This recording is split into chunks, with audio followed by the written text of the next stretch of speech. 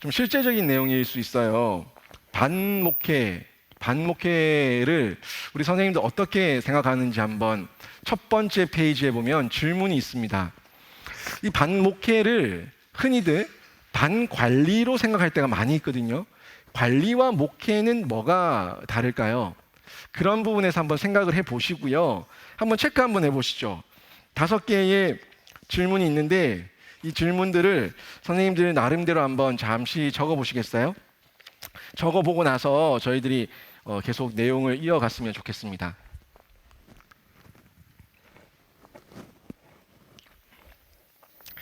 어, 1번 질문은 선생님은 반목회를 뭐라고 생각합니까? 이렇게 묻고 있어요. 반목회. 선생님들이 생각하는 반목회가 뭔지 한번 떠올려 보시고, 제가 물었지 않습니까? 방금. 반관리로 생각할 때가 많다. 이 얘기를 던졌는데, 관리와 목회는 뭐가 다른가? 한번 생각해 보자는 거고요. 2번째는 선생님은 맡은 반 학생의 가정으로 신방을 얼마나 하고 있습니까? 이렇게 질문을 던집니다. 그 질문에 대해서 1번부터 5번까지가 있는데 한번 체크를 해 보시죠. 혹시 이 강의안 못 받으신 분 계세요? 다 받으셨죠? 네, 못 받으신 분 계시면 손만 드시면 전해드리겠습니다. 네, 없으시죠? 그 다음에 3번에 보면은 선생님의 반 학생들의 생일을 얼마나 기억하고 있습니까? 이렇게 묻고 있어요. 4가지의 질문 중에 한번 체크를 한번 해보시고요. 선생님의 반학생과 주일 공과 시간 외에 별도로 만나는 시간을 갖고 있는가 이렇게 묻고 있어요. 선생님들의 반학생들과 주일에 만나는 공과 시간 외에 별도로 만나는 시간은 있었는지, 있었다면 1년에 몇 번 정도인지 한번 이렇게 생각을 해보시면 좋겠습니다. 그리고 5번째, 선생님의 반학생의 믿음의 성장과 영혼의 성숙을 위해 얼마나 힘쓰고 있습니까? 이렇게 묻고 있습니다. 어떤 노력을 하고 있는지요? 여러 가지가 있겠죠. 아이들이 지각을 하지 않도록 깨워준다든지, 아니면 차가 없는 아이들에게는 한번 이렇게 차량 운행을 해준다든지, 간식을 준비해 간다든지, 매일마다 문자를 보낸다든지, 뭐 여러 가지, 아무튼 선생님이 맡고 있는 반 아이들을 위해서 선생님이 어떤 노력을 위해 하고 있는지, 그리고 그게 그 아이들의 영혼 성숙에 어떤 유익을 주고 있는지 질문을 하고 있는 건데요. 한번 보시죠. 여기에 저희들이 그 교사 훈련을 하신 분들은 다 아시겠지만, 그 교사 훈련원에서 배웠던 5가지의 이 교사론의 모습이 나옵니다. 교사의 모습이 나옵니다. 뭐 어머니로서의 교사, 농부로서의 교사, 친구로서의 교사, 코치로서의 교사, 아버지로서의 교사, 이 5가지의 영역이 나와요. 교사 훈련 하신 분들 중에서 기억나시는 분들이 있을 거예요. 첫 시간에 보통 교사론 할 때 이 부분을 다루고 갔는데, 여러분은 어떤 의미에서 보시는지 한번 체크해 보셨으면 좋겠습니다. 관리와 목회는 어떻게 다를까요? 관리와 목회. 제가 여기 마이크가 있는데 이 마이크를 늘 쓰고 닦고 깨끗하게 손질합니다. 이거는 관리입니까? 목회입니까? 예, 관리입니다. 그러면 관리와 목회는 뭐가 다를까요? 우리 아이들을 다룰 때에 몇 명 왔지? 하나, 둘, 셋, 넷, 다섯, 6명. 너 성경책 갖고 왔어?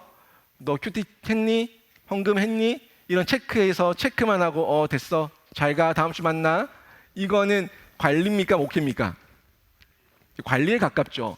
이 아이들의 어떤 그 내용, 과제 체크, 뭘 했는지 안 했는지 이런 것들을 그냥 점검하는 정도의 관리로서의 반관리, 반목회라고 하기는 그렇고 반관리에 멈추고 있다는 거죠. 그러면 목회는 뭘까요? 목회는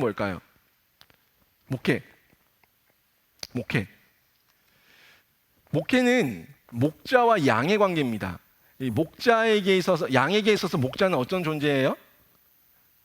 양에게 있어서 목자는 자신의 생명을 맡긴 존재입니다. 그 양은요, 목자만 따라가요.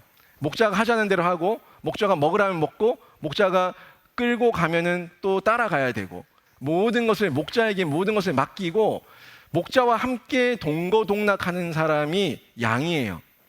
여기서 목자와 양의 관계를 목양이라고 이야기를 하는데 이 목양에 목회가 있는 거예요. 여러분에게 반을 맡겼다는 것은 하나님께서 여러분에게 위임한 거예요. 대목자장은 누굽니까? 대목자장은 예수님이에요. 예수님께서 이 세상 가운데 인간 목회자를 세워가지고 목양을 맡기셨거든요. 요한에게 네가 나를 사랑하느냐, 네가 나를 사랑하느냐, 네가 나를 사랑하느냐 3번을 물으시고 베드로에게 3번을 물으시고 베드로에게 딴 거 다 안 물으셨어요. 네가 왜 날 배신했냐, 네가 무슨 죄를 지었냐, 네가 어땠는데, 네가 나한테 이럴 수 있어? 이런 여러 가지를 아무것도 묻지 않으시고요. 요한복음에서 이 베드로에게 3번을 물으신 다음에 내 양을 먹이라, 내 양을 치라고 하셨어요. 맡기신 거죠. 위임하신 거예요. 이런 부족한 인간이지만 인간에게 하나님께서는 담임 목사라고 하는 이 목사를 세우셔서 교회를 맡기셨어요. 그 교회 안에 있는 양들을 맡기셔서 목양을 하게 하십니다.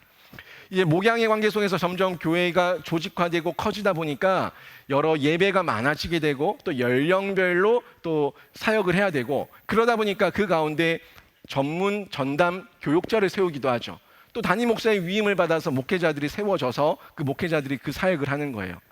하는데 그 가운데 또 반이라고 하는 소그룹이 나눠지는 거죠. 소그룹을 나눠서 그 소그룹의 아이들을 여러분에게 맡긴 겁니다. 맡겨서 여러분이 그 아이들을 관리만 하는 것이 아니라 진짜 목자의 마음으로 목양을 할 수 있도록 여러분이 거기에 뛰어드셔야 되는 거죠. 이게 목양이고 목회예요. 반목회도 마찬가지입니다. 그런데 이런 반목회를 하고 있는데 여러분이 우리가 할 때 신방을 전혀 안 한다고 하는 거는 문제가 있는 거예요. 실제적으로 양이라면은 목사에게 신방을 받아야 되고요. 또 목사라면은 또 목회자라면 내가 목자라고 한다면 신방을 하는 것이 맞습니다. 점점 시대가 많이 바뀌면서 어른들도 신방 받기를 꺼려하죠. 집을 오픈하기 싫은 거예요. 집 치워야 되고 대접해야 되고 번거로운 거예요. 사실 목사들은 거기에 대접받으러 가는 것도 아니고 뭔가를 얻어먹으러 가는 것도 아닙니다. 그냥 물 한 잔만 있어도 되고요. 그냥 같이 앉아서 같이 예배 드릴 수 있는 작은 공간 하나 있으면 되는 거예요. 그런데 목사가 싫은 게 아니라 양이 싫어하는 거예요. 양이 오기를 꺼려하는 거죠. 오기를 꺼려하면은 목회자는 계속해서 그래도 신방 받으시기를 권면하지만 양이 끝까지 거부하면 할 수가 없어요. 사실은요. 이거는 다시 얘기하면 양의 관계가 형성된 게 아니에요. 무슨 얘기예요? 양은 목자를 따라가야 되는데 양이 목자를 꺼려한다는 것은 당신과 목양의 관계 맺는 것이 저에게는 심히 부담스럽습니다 하는 걸 반영해주고 보여주고 있는 거예요. 목회자가 또 목자가 아무리 따라오라고 얘기해도 양이 따라오지 않으면 목양의 관계는 형성되지 않는 겁니다. 물론 목자는 안타까운 심정으로 계속 권유하고 권면하고 함께 갈 것을 촉구하지만 결국에 목양의 관계가 되는 것은 양이 따르고 목자가 끌어주고 그 서로의 책임 가운데 충실할 때에 목양이라고 하는 관계가 이루어진다는 거죠. 그러면 여러분 가운데 학생들에게 반아이들에게 선생님하고 이번 주에 잠시 만날까? 라고 이야기를 했을 때 꺼려하는 아이들이 있습니까? 전 선생님 꼴도 보기 싫어요. 선생님하고 주일에 보는 것만으로 시간이 너무너무 지겨운데 밖에서까지 선생님과 만나고 싶지 않아요 라는 아이들이 있어요? 거의 대부분은 없습니다. 가정에서 하기는 어려울 수도 있겠죠. 가정에서는 부모님과의 어떤 소통도 있어야 되고 부모님에게 양해를 구해야 되고 그런 관계들이 있지만 아이들에게 학교 앞 신방이랄까? 또 밖에서 아이들 불러 모아가지고 우리 떡볶이 파티 할까? 피자 파티 할까? 이렇게 한번 만나는 거는 1년에 한 번 정도 하자고 했을 때 그걸 그렇게 꺼려하고 부담스러워하고 선생님 저보고 돈 내라고 하는 거 아니에요? 이렇게 마음 가운데 부담감을 가지면서 안 나오려고 하는 아이들은 없을 거란 얘기죠. 더더욱 문제는 뭐냐면 선생님이 그걸 권하지 않는다는 거죠. 그냥 주일에 여기 교회 예배당 이 자리에서 잠시 30분 또는 20분 얼굴 보는 것만으로 만족할 때 이때 선생님은 이미 목자로서의 책임을 무시하고 있는 겁니다. 책임에 대해서 충실하지 못하고 있는 거예요. 이런 부분에서 우리가 한번 생각해 보자는 겁니다. 2번 질문이에요. 2번 질문. 학생의 가정으로 신방을 하고 있는가? 1년에 한 번이라도, 가정이 안 된다면 학교 앞이라도, 학교 앞이 안 된다면 교회에서라도 따로 만나서 아이와 이야기해 볼 수 있는 시간을 가지는 것, 이게 굉장히 필요한 부분이죠. 또 선생님들은 아이들의 생일을 어떻게 기억하고 있습니까? 묻는 질문인데, 선생님들이 아이들의 생일조차도 기억을 못한다면은 이 부분은 저희들이 또 문제입니다. 선생님 아이들, 자녀들 생일 챙기지 않으세요? 다 챙기실 거예요. 비록 내가 육신의 엄마는 아니지만 아이에게 미역국을 끓여주고 조기를 굽고 찰밥을 하진 않지만은 그 아이의 생일에 생일 축하한다고 문자 한 통 보내주는 것, 또 전화 한 통 해주는 것, 그리고 이번 주에 아이가 왔을 때 생일이라고 함께 친구들과 축하해 주는 것, 요 정도는 해줄 수 있는 부분인데 여기에서조차 저희들이 마음이 쏟아지지 않는다는 것, 이게 저희들이 반목회를 어떻게 하고 있는가를 보여주는 실제적인 우리들의 어떤 현 주소죠. 요걸 얘기하고 있는 겁니다. 네 번째를 보면은 주일 공과 시간 외에 별도 시간을 가지고 있냐라고 묻고 있는데, 결국 투자예요. 투자한 만큼 돌아오는 거고요. 뿌린 만큼 거두는 거고, 또 그만큼 눈물을 흘린 만큼 결국에는 열매를 맺게 돼 있습니다. 이 부분에서 우리가 이 아이들에게 얼마만큼의 관심을 쏟고 또 이 아이들에게 얼마만큼의 마음을 드리고 있느냐, 이게 결국 만남이라고 하는 시간과 내가 이 아이에게 드리고 있는 물질과 여기서 표가 난다는 거죠. 사실 마음이 있는 곳에 시간이 있습니다. 마음이 있는 곳에 물질이 있습니다. 마음이 있는 곳에 내 행동이 움직이고 있어요. 이건 사실입니다. 내 마음이 있는 곳에 내가 그만큼 거기에 반응하고 있다는 거예요. 이건 사실이에요. 부인할 수 없는 사실이에요. 내가 우리 아이들에게, 우리 학교에 아이들에게, 우리 교회 반 아이들에게 관심이 없으면 없는 만큼 우리는 거기에 대해서 전화 신방 안 하고 전혀 돌아보지 않습니다. 이건 사실입니다. 내 자녀, 내가 배 알아서 낳은 자녀에게는 내 관심이 거기에 쏠려 있기 때문에 그 모든 게 아깝지 않아요. 물론 그만큼을 요구하지 않습니다. 그만큼 요구하고 있지 않지만 영적 엄마로서, 영적 아빠로서, 또 이 아이에게 좋은 영적 선생으로서 내가 너에게 관심이 있다는 것을 보여주는 그런 이 마음 쏟음이 어느 정도는 있어야 되지 않냐는 겁니다. 우리가 살아가는 세상 가운데 여러 가지 다양한 모습들이 있습니다. 직장에서의 모습과 교회에서의 모습과 가정에서의 모습과 모든 것들이 있지만 그 모든 곳곳에 어느 정도 분배되어져 있는 우리의 마음 쏟음이 있잖아요. 직장에서의 어떤 명예와 직장에서의 어떤 그 성과에 내 마음이 집중되어져 있을 때 거기에 많이 마음과 시간이 가는 게 당연한 거고요. 또 부하 직원들에게 또 같은 팀워크를 일궈내기 위해서 물질이 가는 건 당연한 거고요. 여러 면에서는 내가 마음을 쏟는 것만큼 거기에 마음이 가고 물질이 가고 시간이 가는 건 당연한 거예요. 제가 지금 자녀에 대한 이야기를 하면서 여러분이 정말 내 자녀에게 대하는 것만큼의 시간과 물질을 다 쏟으라는 얘기는 안 합니다. 만약에 그렇게 된다면 여러분 가정이 파토날 거예요. 아이들이 엄마한테 데모를 할 겁니다. 그만큼의 마음을 쏟으라는 게 아니라 최소한 나에게 교회에서 하나님께서 맡겨주신 자녀라면, 하나님께서 맡겨주신 영혼이라면 그 영혼에 대한 최소한의 분량만큼, 내가 정해놓은 만큼의 마음 쏟음이 있어야 된다는 거예요. 근데 이 목회는 결국 반목회는 마음 쏟음과 함께 동반되는 건데 마음 쏟음이 없다는 겁니다. 그냥 관리, 마지못해서 하고 있으니까 그냥 책임감에, 의무감에 마지못해서 거기에 그냥 있는 정도로만 멈춰 있는 게 이게 문제라는 거죠. 이겁니다. 이걸 저희가 점검하고 내 모습이 어떻는가를 확인하고 난 다음에 나는 반목회를 어떻게 하고 있었는가, 반목회에 있어서 난 어떤 모양이었고 어떤 선생님이었는가, 이거를 알고 반성하고 또 나에게 업그레이드 시켜야 될 게 뭔지를 다시 한번 목표 설정을 할 수가 있다는 겁니다. 이 오늘 함께 나눌 반목회의 브릿지는요, 그런 내용을 볼 겁니다. 그런 내용을 보면서 우리가 반에 대해서 다시 한번 정확하게 점검하고 짚어보고 나에게 부족한 부분이 뭔지 살펴보자는 거죠. 이 5번 질문에서는요, 우리들은 결국에 아이들의 어떤 믿음 성장과 영혼 성장을 위해서 노력을 해야 되는데, 영혼 성숙을 위해서 노력을 해야 되는데, 흔히들 보면은 이런 경우들이 많이 있어요. 선생님도 어떻게 대답하세요? 뭐 이런 경우죠. 전화 신방을 했어요. 누구야, 너 내일 벌써 한 주가 다 갔네? 내일 주일이다. 한 주 어떻게 지냈어? 이런저런 얘기하다가 뭐 내일 교회 나올 수 있지? 이렇게 물었는데 저 선생님 내일 못 가요. 왜? 내일 친구들하고 여행 가기로 했어요. 내일 친구들과 아침에 영화 보러 가기로 했어요. 라고 했을 때 선생님들은 어떻게 반응 보이십니까? 어떻게 반응 보이세요? 그렇구나. 알겠어. 그럼 그 다음 주에 보자. 안녕. 이렇게 전화를 끊으세요? 끊으세요? 여기서 우리들의 갈등이 시작됩니다. 우리들의 딜레마가 시작됩니다. 이 아이에게 뭐라고 이해할 것인가?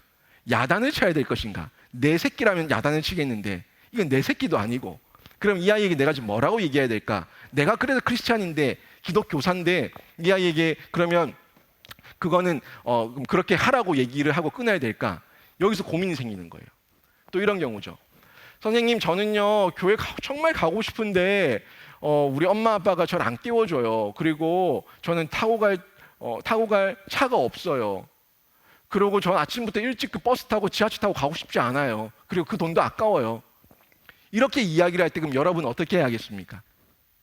여러분은 그 아이들의 영혼 성숙을 위해서 어떤 노력을 하시겠냐는 거죠. 어떤 정답은 없습니다. 굉장히 다양하고요.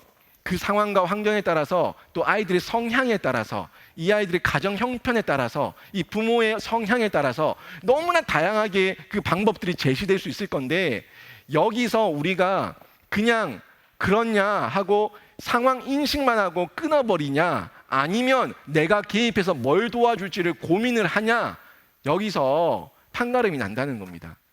여러분이 내 아이의, 우리 자녀들의 신앙과 영혼 성숙을 위해서 어떤 노력을 하고 있는가, 여기서 볼 수가 있다는 거죠.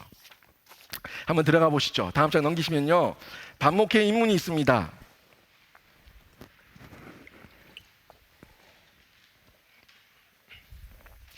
반목회 인문에 보면 반의 정의가 있는데요, 이 반의 정의는 여러 가지로 다양하게 이야기할 수 있는데, 반 정의는요 먼저 이런 거예요.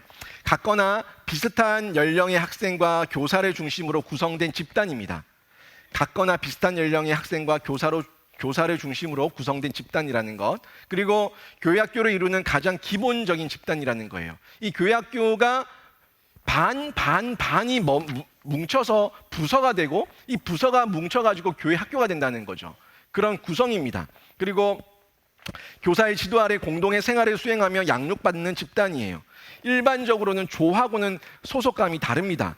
조와는 좀 다르게 소속감이 굉장히 강하고요, 일정 기간 동안 지속적으로 함께 훈련을 받아요. 그리고 거기에 모둠이라고 할 수 있는 반원들과 함께 강하고 긍정적인 상호작용을 할 수 있는 곳이 반이에요.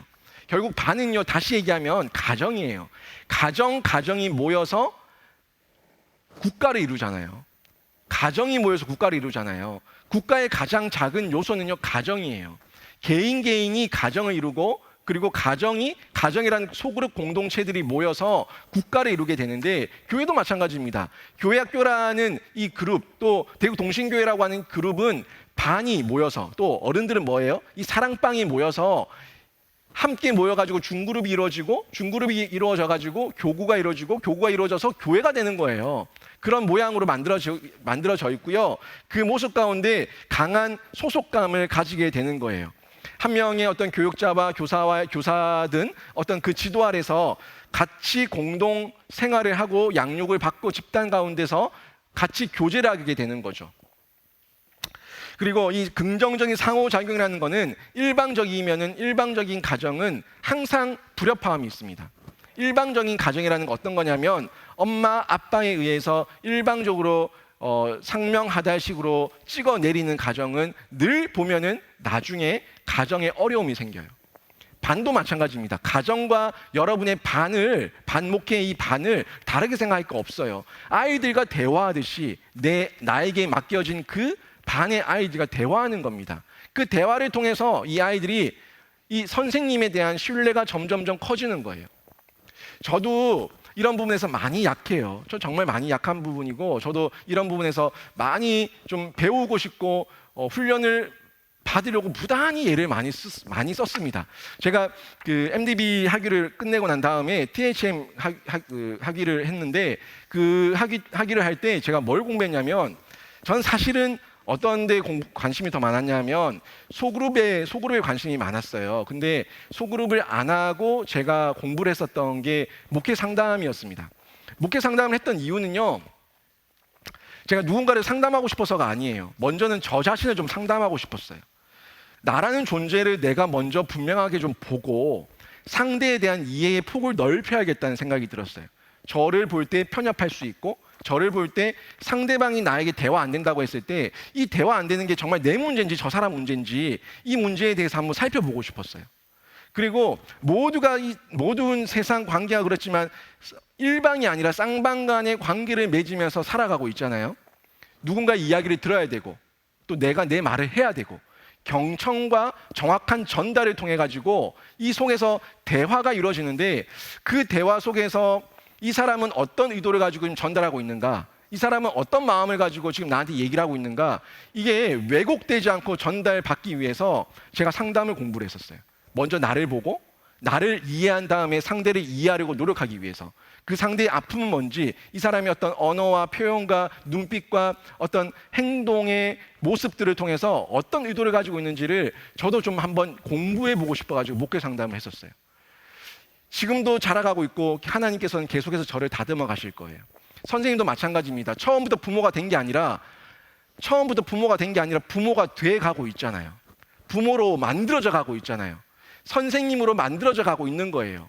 처음부터 반 아이들과 만났을 때 대화가 잘 된다면은 그건 내가 뛰어난 게 아니라 그 아이들이 소양이 잘 된 거예요. 그 아이들 멤버들이 좋은 거라니까요. 근데요, 반 한번 바꿔보세요. 매년 그렇지 않습니다. 선생님들이 느끼는 것 표현 아주 정확한 게, 야, 이번 연도는 우리 반 애들이 너무너무 좋아, 멤버가 좋아. 이 얘기는 뭔 얘기냐면은 나는 안 바뀌었고 얘네들만 바뀌었다는 거예요. 이해돼요? 맞죠? 맞습니다. 어떨 땐 너무너무 힘들어요. 얘네들 완전 외계인이야, 말도 안 돼, 말도 죽으라고 안 들어, 좁혀버리고 싶어, 이런 마음이 막 드는데, 그 마음이 든 거는 결국에는요, 걔네들도 문제지만 나도 문제라는 거예요. 반대로 새롭게 반편성이 됐는데 부장님한테 가가지고 나 이 아이 빼주세요, 저 아이 빼주세요, 막 해주세요, 뭐 해주세요. 부장님 머리가 아파요. 그리고 교육자들한테 가가지고 이 반 바꿔주세요, 저 반 바꿔주세요 그러면 교육자들도 머리가 아파요. 그럼 걔네들은 누구한테 가냐고요? 결국 이 반 아이들이 문제가 아니라 내가 문제고, 바뀌어야 될 거는 이 아이들도 바뀌어야 될 부분이지만 먼저는 내가 바뀌어야 되고 내 생각이 바뀌어야 되는데, 나는 바꾸지 않고 반 아이들만 바뀌기를 원하는 것, 이게 교사로서의 반목회에 대한 어떤 정신이 정확하게 전달되지 않았다는 겁니다. 결국 나는 관리만 하겠다는 거예요. 내 말 잘 듣고 내가 시키는 대로 잘하고 내가 하자는 대로 하는 그런 아이들만 나는 관리하겠습니다 하는 부분이 강하기 때문에 이런 표현들이 드러나게 되는 거죠. 반의 정의를 한번 봤습니다. 그럼 반목회란 뭔가를 한번 보죠. 반목회가 뭘까요? 반목회는요, 아까 전에 얘기했던 것처럼 우리들의 목자장은 예수님입니다. 예수님이 우리들의 목자장이에요. 다만 예수님께서 교회에 또 목회자들에게 그걸 위임하셨고, 또 목회자들에게 다른 교육자들에게 담임 목사님 위임하셨고, 담임 목사님들을 또 목회자를 통해서 선생님들에게 위임이 됐고, 그런 위임 속에서 아이들을 돌보는 거예요. 가르치는 거예요. 성장시키는 거예요. 처음에 갓난아이를 받았지만 갓난아이로 내보낼 것이 아니라, 갓난아이를 받았으면 최소한 기어다니는 아이로 키워서 내보내는 거예요. 걷는 아이를 받았으면 그 다음에는 뛰어가는 아이로 키워서 보내는 거예요. 이게 우리가 해야 될 겁니다. 돌보는 것, 그리고 가르치는 것, 성장시키는 것, 이게 우리들이 온전한 그리스도인으로 성장하고 이끌어주고 또 아이들을 지켜줄 수 있는 이 반목회라는 거예요. 이 반목회를 우리가 이렇게 하는 겁니다. 그런데 이 반목회를 제대로 하지 못할 때 돌보지 않습니다. 가르치지 않습니다. 포기해버립니다. 내버려 둬버립니다. 얘는 원래 그런 애야 라고 내버려 둡니다. 그래서 그 아이는 성장하지 않습니다. 가정과 전혀 다를 바가 없습니다. 가정에서도요, 자녀들을 내버려 둘 때가 있어요. 방치할 때가 있어요. 결국 엄마 아빠가 도저히 통제가 안 되니까 네 마음대로 해라 하고 그냥 내버려 두고 방치해버리면은 그 아이는 성장하지 않습니다. 그 아이는 더 나빠지기만 할 거예요. 물론 가끔씩 하나님의 특별한 은혜로 회심하고 돌아오는 경우들도 있지만, 부모의 무관심 가운데 아이가 자라는 것을 기대한다는 것, 이건 굉장한 어려움이에요. 있을 수 없는 일이고 기대하면 안 되는 거예요. 이거는 뭐 로또 대박 맞기를 기대하는 거하고 똑같은 겁니다. 그런 부분에서 우리가 이런 부분을 잘 확인하고 가야 되는 거죠. 주님의 사랑으로. 내 마음이 아닙니다. 내 사랑이 아닙니다. 하나님의 사랑, 하나님의 마음, 예수 그리스도의 마음과 사랑으로 아이들을 돌보고 또 가르치고 성장시켜 나가도록 하는 것, 이게 반목회라는 거예요. 반목회에 있어서 가정의 폐단이 그대로 드러나는 걸 저는 봅니다. 과거에는요, 신앙교육의 주체는 가정이 분명했어요. 근데 세상이 바빠지면서 가정이 그 역할을 못하게 됐죠. 그래서 이 가정이 교육의 역할을 어디에다 이양했냐면 학교에다가 맡겨버렸어요. 신앙의 역할을 누구에게 맡겨버렸냐면 교회에다 맡겨버렸어요. 그렇죠? 그리고 나는 교회에 보낸 것만으로, 학교에 보낸 것만으로 부모로서의 그 모든 책임을 다했다고 여기는 부모들이 상당히 많습니다. 그래서 우리 교회에서는 그런 부모들을 일깨워야 되는 그런 숙제를 안고 있어요. 근데 반대로 교회 안에서의 가정이라고 하는 이 반목회를 선장을 보면은 이 반목회에 있어서 반 선생님들이 결국 엄마이고 아빠이고 부모인데 그분들이 느끼는 이 신앙의 주체가 누구냐면 부장이에요. 교역자예요. 전도사님이에요. 강도사님이에요. 목사님이에요. 그분들에게 다 맡겨버렸어요. 그리고 나는 그냥 앉아있고 출석 체크하는 정도로 내 책임을 다했다고 여긴다는 겁니다. 흘러가는 게 없다는 거예요. 가정 안에서 물론 필요하죠. 가정 안에서 교회도 보내야 돼요. 학교도 보내야 돼요. 하지만 그 안에서 소통이 있어야 되고 흘러가는 흐름이 있어야 돼요. 생명의 흐름이 있어야 되는데 부모와 자녀 간의 신앙의 흐름, 생명의 교류가 있어야 되는데 그게 없는 것처럼 반 안의 가정이라는 그곳에서의 선생님과의 영적 교류가 차단되어 버렸다는 겁니다. 없다는 거예요. 그리고 그 모든 책임을 나는 이 아이들을 교회에 나오도록 그냥 전화 한 통 해주고 문자 해주고 오늘 나왔다는 거 확인한 것만으로도 내가 내 신앙의 의무, 교사로서의 의무를 다 했다고 여기는 경우가 상당히 많이 있다는 거죠. 여기서 이 반목회가 어그러지고 있어요. 가정 목회도 마찬가지고 반목회도 마찬가지고 이 관계에 있어서 위임하셨던 위임에 대한 명령이 왜곡되게 전달되고 있는 겁니다. 하나님은 그걸 왜 위임하신 게 아니에요. 출석 체크하라고 위임한 게 아니에요. 아이들 살찌워가지고 덩치만 키우라고 가정에 위임한 게 아니에요. 위임은요, 전인격적인 위임입니다. 전인격적인 위임이고 함께 온전한 그리스도인으로 키워나갈 수 있도록 함께 자라갈 수 있도록 그 장성한 분량까지 자라가는 그 모든 영역을 위임한 거예요. 그 위임 속에서 질서가 있죠. 질서 가운데 순종하고 따라가는 거예요. 그리고 내가 내 마음을 쏟는 거예요. 함께 하는 거예요. 함께 합력해서 선을 이루는 거예요. 그 가운데 가장 작은 그룹이 반이고 여러분에게 그 반 목회를 맡겨주셨다는 겁니다. 반목회의 중요성 한번 보시죠. 이 반목회의 중요성은요, 방금 했던 내용들과 또 겹치는 부분들이긴 한데 너무너무 중요합니다. 영적인 유기체예요. 유기체로 이루어져 있기 때문에 이 한 반이 어그러지면은 한 부서에 끼치는 영향력이 있습니다. 분명히 있잖아요. 한 반이 난장판이 되면요, 그 반 옆에 있는 반이 배워요. 다른 반이 배워요. 바이러스처럼 번져나가요. 따라해요. 영적인 유기체이기 때문에 한 부서가 교회가 올바르게 고른 성장을 할 수가 없습니다. 뭔가 한 지체라는 이 몸의 지체가 한 군데가 어그러져 있다는 거예요. 이 부분을 우리가 생각해야 되는 거죠. 하나님의 몸된 교회는요, 영적인 유기체라는 것. 이 반목회, 결국 가장 작은 이 소그룹 단위인 반목회는 반은 교회에 있어서 이 영적 유기체 교회 안에 있어서 굉장히 중요하고 내 반이 잘 커 나가야지 함께 골고루 성장해 나간다는 거예요. 여기서 세상의 마음이 우리에게 동일하게 있습니다. 나 하나쯤이야 어때? 나 하나쯤이야 어때? 우리 가정쯤이야 어때? 우리 애쯤이야 어때? 나쯤이야 어때 하는 마음이 세상을 병들게 하고 있는 것처럼 나쯤이야 하나쯤이야 어때라는 마음이 교회의 영적 공동체를 병들게 하고 있다는 겁니다. 이거 우리가 버려야 되는 거예요. 그리고 이 아이들 한 명 한 명이 모여서 유기적으로 성장해 나갈 때에 부흥하는 겁니다. 부흥하는 거예요. 한 명이 아까 전도상 받은 아이처럼 한 명이 한 명을 전도했는데 그 한 명이 또 다른 한 명을 전도하고, 그 아이들이 같이 모이면서 두세 명이 이뤄서 영향력을 끼치게 되면 또 다른 친구를 전도하게 되고, 그래서 분위기가, 흐름이 다 교회 가야 되는 거구나 하고 교회로 나오게 되는 그런 분위기가 그 친구 멤버 그룹 안에서 일어나게 된다는 겁니다. 저도 어릴 때 학교 다닐 때 이런 경험을 한 적이 있는데, 한 명을 전도하면요, 그 다음 한 명을 전도하기가 쉬워요. 나랑 제일 친한 친구를 전도하면 얘랑 또 친한 친구가 있거든요. 걔한테 누구도 다녀, 누구도 교회 갔어, 너도 와 라고 얘기하면은 교회에 발을 들이는데 굉장하게 좋은 유익이 있습니다. 이런 연결고리들인데, 이런 연결고리를 통해서 함께 영적 성장을 이루어 나간다는 거죠.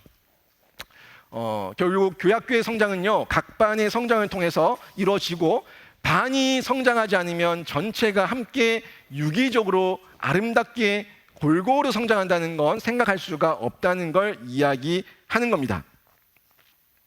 그래서 사단 마귀는요, 우리 아이들을 영적으로 많이 무너뜨리려고 하는데, 특히나 한 영혼을 무너뜨리고 한 아이를 무너뜨리면은, 더더욱 어릴 때에 무너뜨리면은 그 아이의 인생을 송두리째 바꿔놓을 수 있기 때문에 그렇습니다. 중요한 거는요, 사단이 그런 전략을 세운다면 우리도 마찬가지입니다. 우리 영아부, 유치부, 유년부 이런 어린 아이 때에 예수님을 정말 인격적으로 강력하게 만난 아이들은요, 인생이 바뀝니다. 인생이 정말 바뀌어요. 그 아이들 가운데 그 스펀지 같은 그 아이들에게, 백지 같은 아이들에게 뭘 그려주고 뭘 스며들게 하냐에 따라서 그 아이들의 인생의 가치관이 완전히 바뀐다는 겁니다. 그래서 성경에 보면요, 아기 모세라든지 아기 예수님이라든지 어린 아이들, 어린 자녀들을 많이 공격했던 내용들이 나오는데, 그 내용을 허투루 볼 게 아니라 왜 그 아이, 어릴 때에 그 아이를 죽여야만 했는가, 왜 사단 마귀는 그 아이를 죽이려고 공격했는가 한번 생각해 보라는 겁니다. 커서도 죽여도 되잖아요. 커서도 죽여도 되는데 왜 굳이 아이 때에 죽이려고 했냐는 거죠. 아이 때에 죽여야지, 아이 때에 말살시켜야지 영향력을 완전히 제거해버릴 수 있기 때문에, 영향력을 끼칠 수 없게 하기 때문에 그런 사단 마귀의 전략이 있었다는 겁니다. 이런 아이들에게 우리가 반목회를 하고 있고요. 이 반목회의 중요성이 여기 있다는 거죠. 전도하면 우리 아이들은 보통 어떻게 전도를 하나요? 한번 전도하는 거 본 적 있으세요? 아이들이 전도하는 거. 선생님 학교 앞에 가서 전도할 때는 어떻게 또 전도를 하셨어요? 어떻게 전도를 하셨어요? 저는요, 아이들이요, 이 전도를 할 때 예수님을 얘기하면서 전도했으면 좋겠어요. 예수님을 얘기하면서 전도했으면 좋겠어요. 이게 아이러니하죠. 아니, 전도하는데 예수님을 안 하고 전도할 수 있나요? 이렇게 되물을 수 있겠지만 아이들은 할 수 있어요. 아이들은 할 수 있습니다. 아이들은 교회로 끌어들이는 걸 전도로만 생각을 해요. 교회에 데리고 오는 것만 전도라고 생각을 해요. 무슨 이야기냐면, 예수님의 예자도 말하지 않고 교회 나오면 간식 준다, 교회 나오면은 뭐 선물 준다 하는 물량 공세를 통해 가지고 전도할 수 있다는 거예요.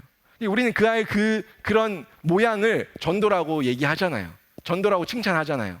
근데 저의 진짜 큰 바람은요, 우리 아이들이 이 반목회 가운데 우리 선생님을 자랑하고, 또 우리 선생님 만났던 그 예수님을 자랑하고, 또 내가 만난 예수님을 자랑하고, 예수님이 있는 교회를 자랑하고, 그래서 전도가 되는 것을 꿈꿉니다.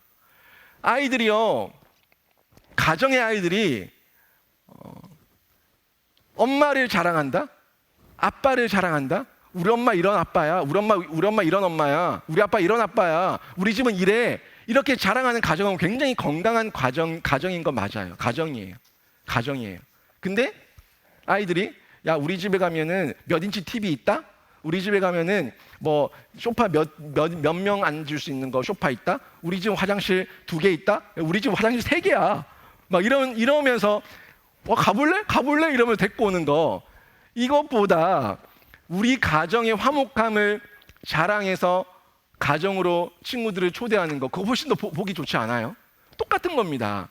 대구 동신교회에 우리 교육부서는 재정이 많지는 않지만 대구 동신교회에 어떤 큰 규모를 자랑하면서 친구를 데려오기보다는 대구 동신교회 안에 있는 우리 각 부서에 있는 예수님을 자랑하면서 이 아이들이 나올 수 있다면 얼마나 기쁘겠습니까? 그거를 우리가 반 목회를 통해서 가르치는 거예요. 전달해 주는 거예요. 아이들에게 새겨주는 거예요. 반 목회를 통해서 선생님이 만난 예수님, 우리 반에서 아이들과의 어떤 나눔을 통해서 내 친구가 만난 예수님, 우리 교회에 오면은 예수님을 만나고 즐겁구나, 만남이 즐겁구나, 기쁘구나 하는 것을 일깨워 줄 수 있도록 해주는 것, 이게 반 목회라는 거예요. 아이들이 가정에 가면은 가정이 정말 즐거운 가정인가 하면 반대로 가정이 굉장히 고독한 가정도 있어요. 가정의 분위기죠. 그 분위기에 따라서 아이들의 표정과 아이들의 반응이 달라지게 되고 또 세상에서의 영향력 또한 함께 달라진다는 것을 우리가 기억할 수가 있습니다. 진짜 전도죠. 진짜 전도. 그 반 목회를 통해서 느꼈던 그 느낌을 전해줄 수 있다는 것. 이게 진짜 전도입니다. 자, 그러면 교회 반 목회의 목표가 있어요.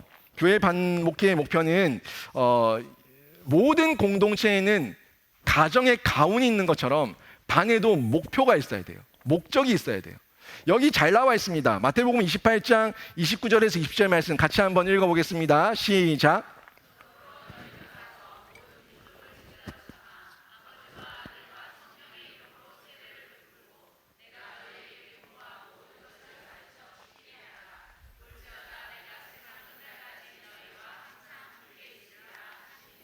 아멘. 반 목표의 목표는요, 바로 먼저 이거예요. 먼저 선생님이 예수님 같은 선생님이 되라는 거예요. 예수님 같은 선생님이 되라는 거예요. 근데 이걸 너무 고지고대로 듣지 마세요. 우리가 어떻게 예수님이 됩니까? 예수님을 닮아가는 노력을 하는 거예요. 다 닮지 못해도 닮아가는 거예요. 다 표현 못해도 표현하는 거예요. 다 알지 못해도 알아가는 거예요. 완벽하진 않습니다. 완벽하지 못하다고 일찌감치 포기한다면 우리가 살아갈 이유가 없어요. 완벽해서 살아가고 있습니까? 우리는 성화의 과정 중에 있고 다듬어져 가고 있는 거예요. 아까 얘기했어요. 자녀만 낳았다고 부모가 됩니까? 자녀와 함께 씨름하면서 부모가 되어가고 있는 거예요. 아이를 가르치면서 함께 선생님이 되어가고 있는 거예요. 예수님은요, 내 양을 먹이라, 내 양을 치라고 얘기했던 그 베드로에게 너와 함께 목양의 동력을 통해서, 아름다운 동력을 통해서 네가 그렇게 목자가 되어갈 것을 얘기해주고 있습니다. 여러분, 이 첫 번째 이 반목회의 목표는요, 예수님 같은 스승이 되고 이 12 제자와 같은 제자를 키워내는 게 목표입니다. 먼저는요, 제자만 키워낼 것이 아니라 나도 스승이 되어야 되고요, 나도 선생님이 되어가야 되고, 우리 아이들도 그런 선생님 밑에서 배운 만큼 자라가는 제자가 되어가야 한다는 거죠. 이겁니다. 이게 중요한 거예요. 여러분의 목표는요, 양입니까? 질입니까? 중요한 것은요, 질적으로 성장하지 않으면 양적인 성장도 없다는 겁니다. 양적인 성장이 거품일 수 있습니다. 거품은 빠집니다. 거품은 사라집니다. 거품은 불어버리면 다 날아가 버립니다. 그거는 질적인 성장과 상관없는 양적인 거품이었어요. 그걸 성장이라고 얘기할 수가 없어요. 만약에 우리 교회가 미친 척하고 대청초등학교와 이 주변에 있는 학교들 또 여러 고등학교, 중학교들 많이 있는데 학생들에게 미친 척하고 이번 주에 교회 나오면 10만 원 준다, 현금으로 10만 원씩 준다 하고 전단지 막 뿌리고 다녀봐요. 다음 주에 대박 납니다. 10만 원 받으러 수백 명, 수천 명이 몰려올 거예요. 몰려옵니다. 그걸 보고 이야, 부흥했어 이렇게 말할 수 있습니까? 돈질한 거죠, 돈질. 그거는 부흥이 아닙니다. 부흥이 아니에요. 진짜 부흥은요, 질적인 부흥이 있고 난 다음에 내면과 내실이 다져지고 난 다음에 든든한 반석 위에, 예수 그리스도의 반석 위에 하나하나 세워져 나가서 모양과 모습을 갖춰가는 게 진짜 부흥이에요. 그 부흥을 우리가 꿈꾸는 겁니다. 그래서 비록 지금 나에게 맡겨진 그 아이들이 3명, 4명 5명, 많게는 10명 이런 아이들이 주어졌지만 그 아이들과 씨름하는 거예요. 그 아이들과 함께 동고동락하는 거예요. 그 아이들과 함께 아파하고 기뻐하는 거예요. 그 아이들을 위해 기도해 주는 거예요. 그 아이에게서 그 아이가 뭘 느끼라고? 나에게서 예수님의 마음을 느끼라고요. 마음을 느낀 그 아이는 나를 통해서, 선생님을 통해서 예수님을 발견하고 그 예수님의 형상을 보게 되고 나도 저런 예수님을 닮아가고 싶다는 감동을 누리게 되는 거예요. 느끼게 되는 거예요. 그리고 그 아이가 조금씩 질적으로 바뀌어가는 거예요. 질적으로 바뀌어진 아이가 나가서 말씀을 전하고 예수를 전하고 삶의 변화가 있었을 때 그 가정이 주께로 돌아오고 그 친구들이 주께로 돌아오는 역사가 일어난다는 거죠. 예수님 때도요, 많은 제자들이 있었습니다. 예수님 때 12명의 제자들 외에도 70여 명의 전도자들이 있었고, 예수님이 승천하실 때에 500여 명의 사람들이 예수님의 승천 광경을 직접 봤습니다. 그런데 그 사람들 다 어디 갔습니까? 다 어디 갔어요? 수천 명의 사람들이 오병이의 사건과 그 이적들을 보면서 예수님을 호산나라고 외치고 예수님을 왕 삼으려고 하면서 그에게 많은 무리가 몰려왔는데 그 무리들은 다 어디 갔습니까? 무리들은 사라지고 결국 예수님의 지상 명령을 수행하기 위해 남은 12명의 제자가 이 땅에 있었습니다. 그리고 그 12명의 제자를 통해서 하나님의 나라가 여기까지 온 거예요. 우리는 사라지지만 제자는 사라지지 않더라는 거죠. 오순절 성령 강림 이후에 그 인격이 바뀌고 삶이 바뀌고 예수께 붙들림 받으니까 그 아이들이 바뀌고 그 제자들이 바뀌고 이 세상 가운데 영향력을 끼치는 존재가 되었다는 겁니다. 자, 그러면 이런 게 우리들의 반목회의 목표가 되어야 되는데, 반목회의 실제적인 목표는 뭐가 있을까요? 먼저는요, 개개인의 구원의 확신입니다. 요한복음 5장 24절 말씀이 나와 있죠. 요한복음 5장 24절 말씀 같이 한번 읽어보겠습니다. 시작. 내가 진실로 진실로 너희에게 이르노니 내 말을 듣고 또 나를 보내신 이를 믿는 자는 영생을 얻었고 심판에 이르지 아니하나니 사망에서 생명으로 옮겼느니라. 아멘. 첫 번째 반목회의 목표는요, 실제적인 목표는 당연하죠. 여러분에게 맡겨진 그 양들의 구원입니다. 구원의 확신이에요. 한 명 한 명에게 구원의 확신을 물어보세요. 묻지 않는 분들 너무너무 많은데 제발 아이들에게 구원의 확신을 물어보세요. 확신이 없다고 지옥 가는 거 아닌데 그래도 구원의 확신 가운데 있어야 될 거 아닙니까? 그래서 그 아이들이 구원의 확신이 없다면 왜 없는지 들어보고 한 명 한 명과 복음 상담도 하고 구원 상담도 하고 이야기를 해봐야겠죠. 그것만으로도 우리가 아이를 만날 이유가 너무나 많아요. 너무 많다니까요. 구원의 확신이 있는데 그 구원의 확신이 엉뚱한 대답으로 들려준다면 구원의 확신이 뭔데? 그러면 우리 엄마가 기도 많이 해요. 이러면 개인의 구원의 확신이 아니지.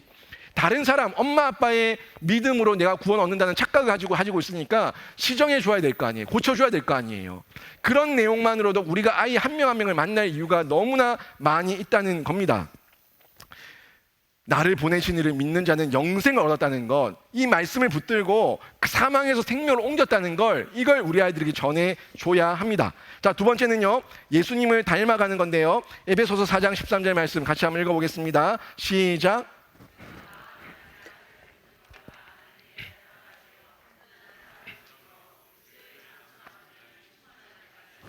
네, 예수님을 닮아가는 거예요. 근데 예수님이 지금 보여요, 안 보여요?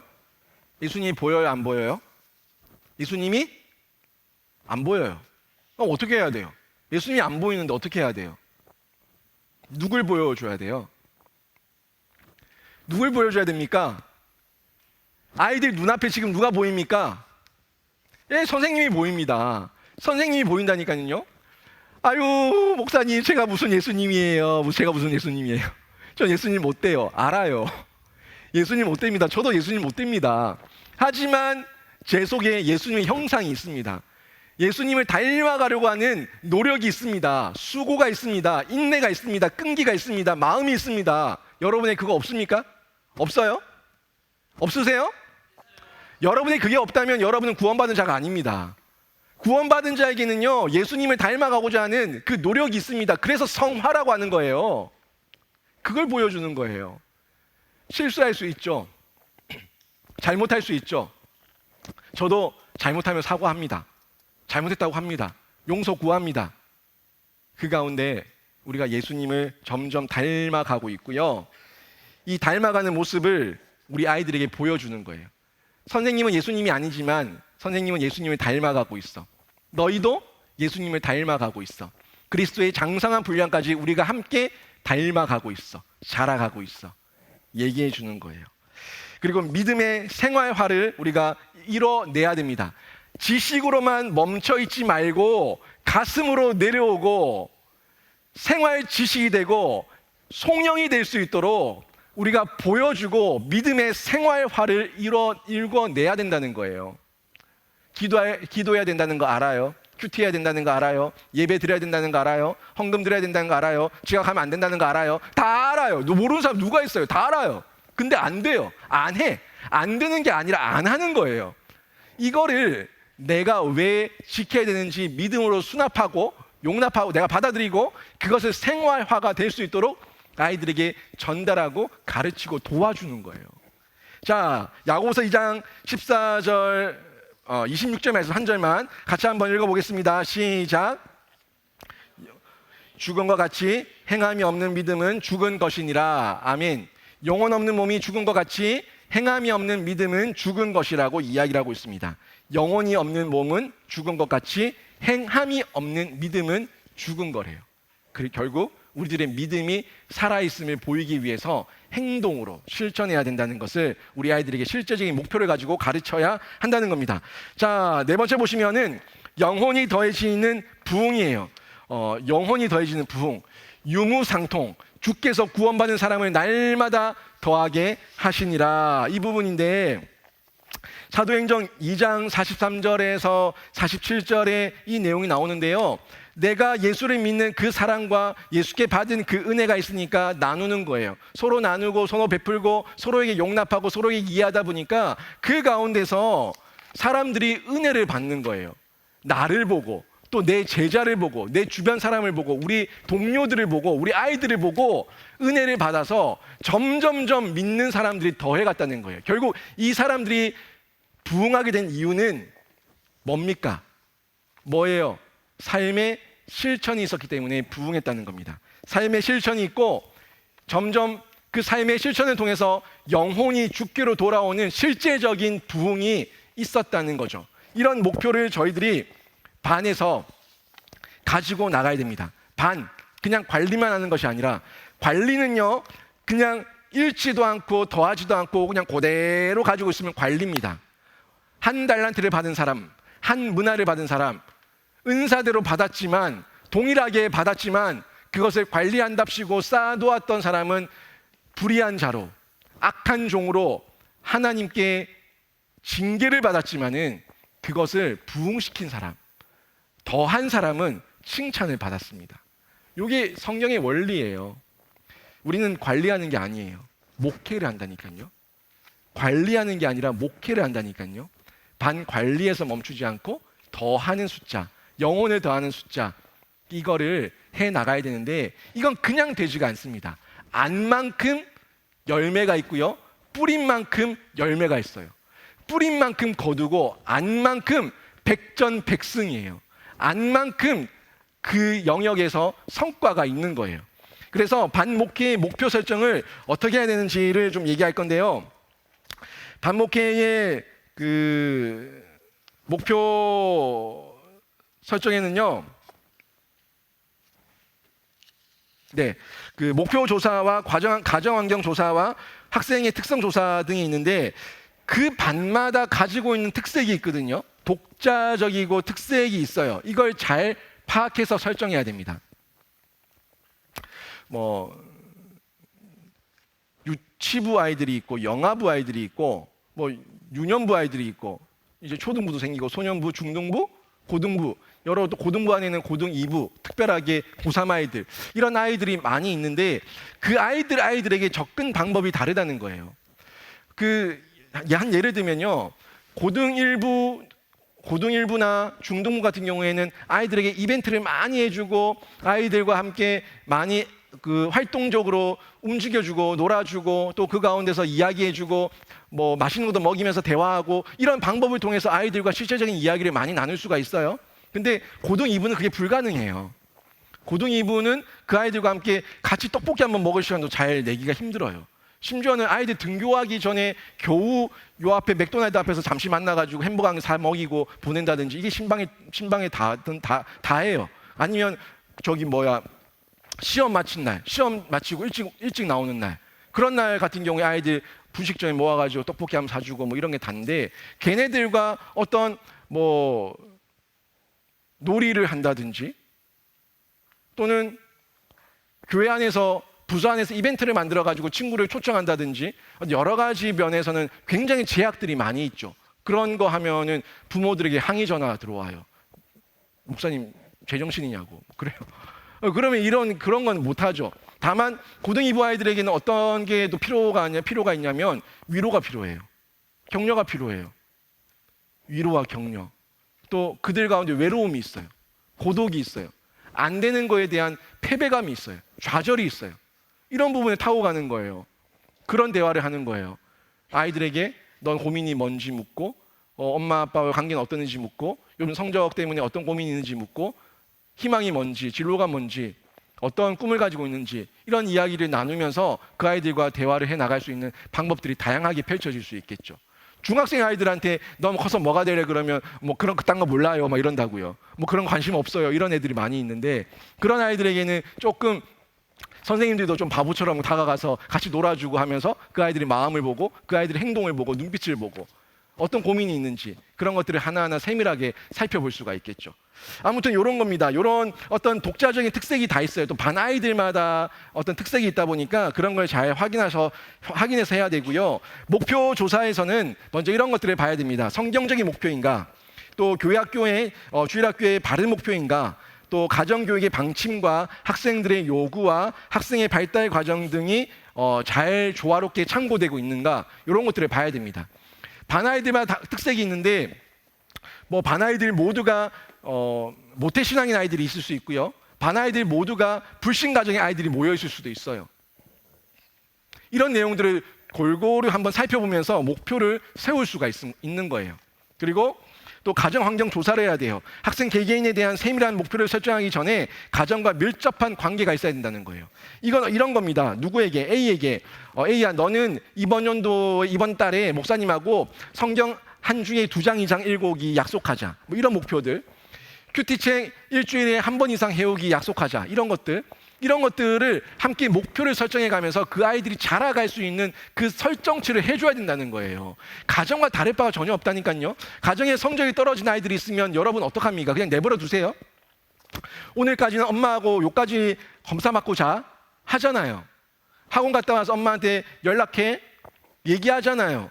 이 문제집 여기까지 풀어와 약속하잖아요. 그러고 나서 엄마가 뭐 해줄게 약속하잖아요.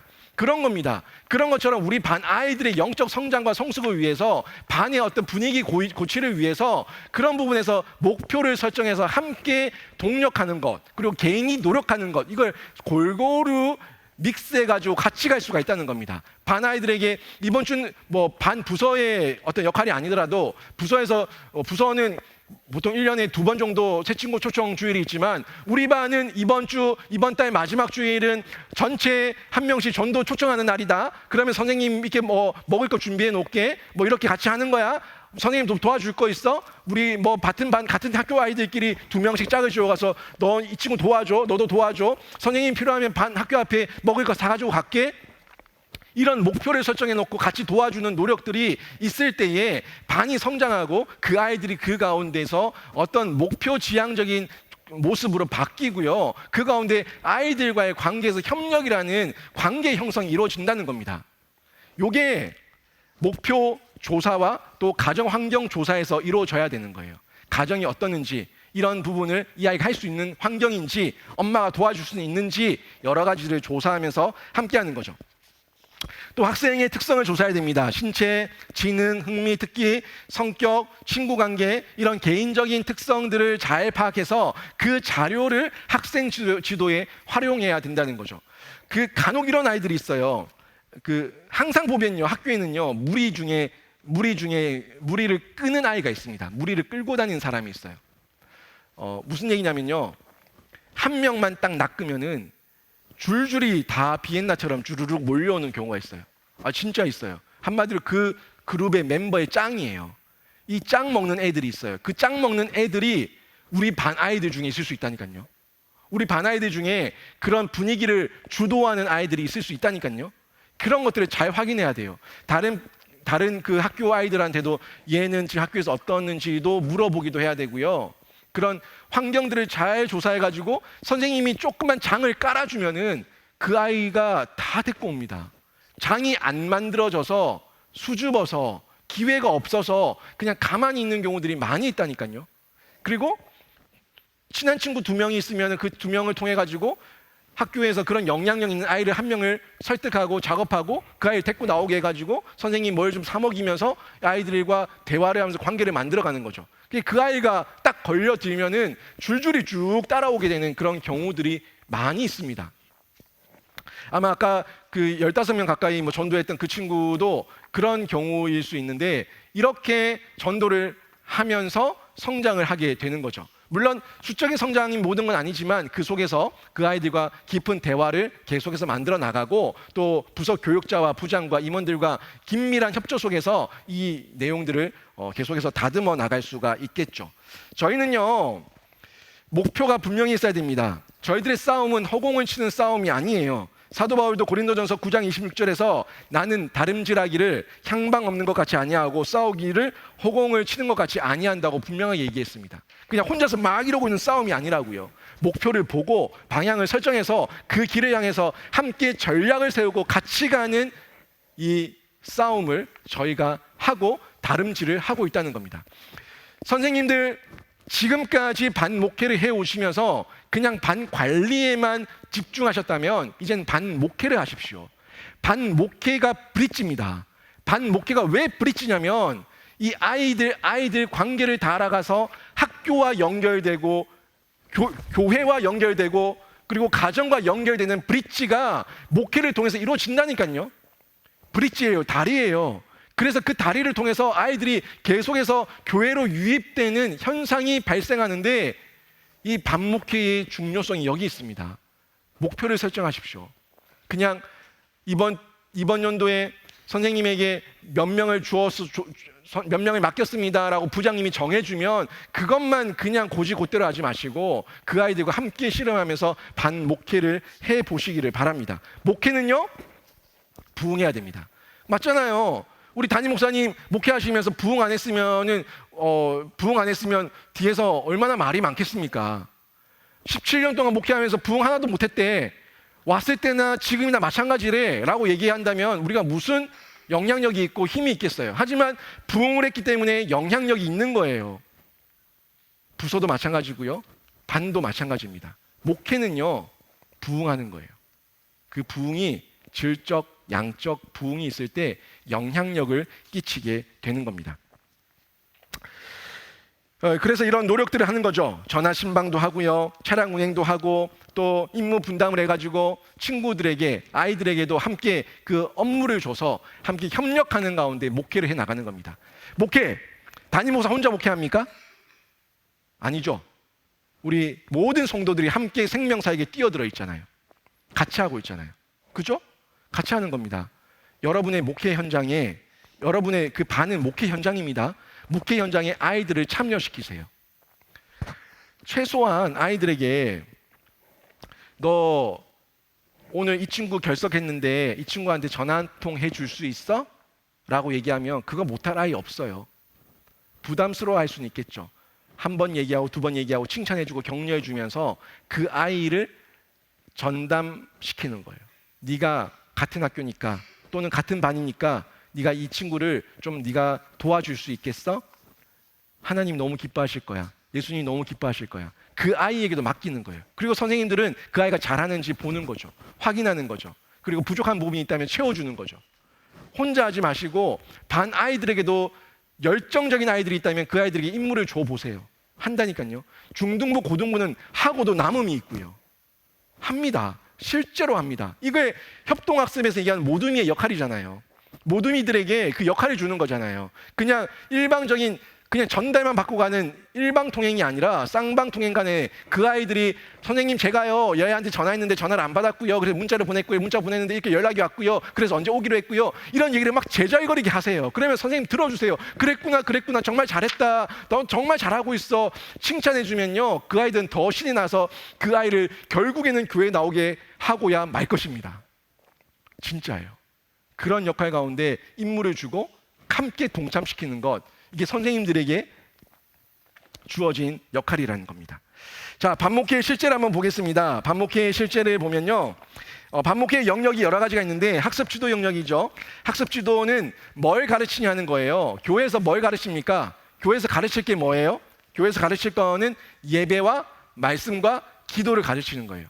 예배를 가르치고 말씀을 가르치고 기도를 가르치는데, 먼저 예배는요 가장 기본적인 거죠.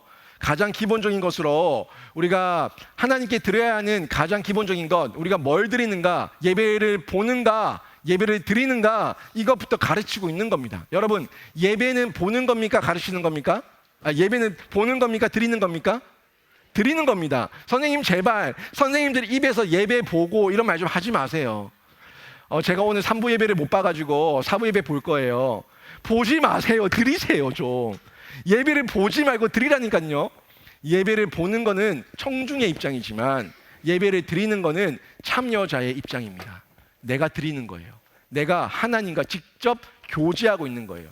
가장 기본적인 예배 드림이 어떤 것인지 우리 아이들에게 우리가 학습 지도를 하는 거예요. 학습입니다. 교회, 학교에서 가르치는 학습이에요. 그 다음에 이 말씀 생활이죠. 이 말씀 생활 같은 경우도 마찬가지예요. 말씀도 성경 읽기를 격려해야 됩니다. 큐티를 장려해야 됩니다. 중요합니다. 너무너무 중요합니다. 앞으로 한 번 더 돌아가 주세요. 아직 제자 훈련 안 갔어요. 말씀 생활 보여주세요.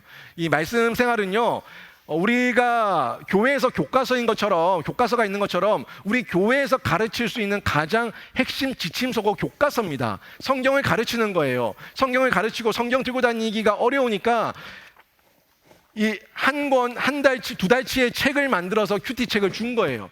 큐티는 잡지책이 아니라 성경책입니다. 저는 큐티를 성경책으로 봅니다. 왜? 거기에 하나님 말씀이 있으니까요. 성경 가운데 이 성경책을 12파트로 나눠 놓은 책도 있습니다. 들고 다니기 무거우니까 이 권권 들고 다니면서 성경 보라고 한 책도 있어요. 그럼 그거는 성경 아니에요? 꼭 66권이 다 묶여 있으면 성경이에요? 단권은 성경 아닙니까? 성경입니다. 큐티에 있는 글은요 성경 내용이에요. 성경이 적혀 있다고요. 성경이 적혀 있는데 그 성경을 안 전해주고 성경을 손에 안 쥐어주면 우리가 뭘 쥐어줍니까? 물론 그 큐티책 안에는 아이들이 볼 수 있는 볼거리도 있고요, 일러스트도 돼 있고, 색깔도 들어있고, 또 하나님 말씀을 좀 더 깊이 묵상할 수 있는 지침도 들어있고, 가이드도 있습니다. 하지만 모든 근거는 어디예요? 성경에 있습니다. 성경에 있는데 성경을 안 가르치고 성경을 손에 안 쥐어주면 뭘 하냐는 겁니다. 큐티책을 아이들에게 부담을 준다고 생각하지 마세요.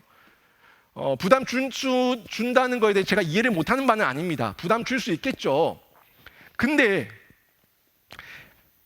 일주일 144시간 중에서 공부하는 시간은 부담이 아니고 성경책 보고 큐티책 보는 그 20분, 30분은 부담이라고 한다면 역차별 아닙니까? 역차별 아니에요? 최소한 6의 양식을 먹는데도 하루에 3시간씩 일주일이면은 21시간을 빼는데 하루에 3시간도 아니고 10분이라도 20분이라도 30분이라도 그 시간을 좀 빼달라고 부탁하는 게 그게 과합니까? 우리 아이들의 신앙의 수준을 봤을 때는 그게 과할 수 있겠지만 이제 키워나가야죠. 자라나가게끔 해줘야죠. 그게 말씀 생활을 가르치는 겁니다. 경건훈련의 가장 핵심은요, 예배생활, 말씀생활, 그리고 기도생활입니다. 예배를 드림으로써 마음에 감동이 있고 말씀을 읽음으로써 내 삶에 지침이 생기고, 그래서 기도하는 거잖아요. 도전이 되고 지침이 생겼으니까 내가 뭘 기도해야 될까를 알고 기도할 바를 알고 기도하는 것, 이게 기도 생활이잖아요.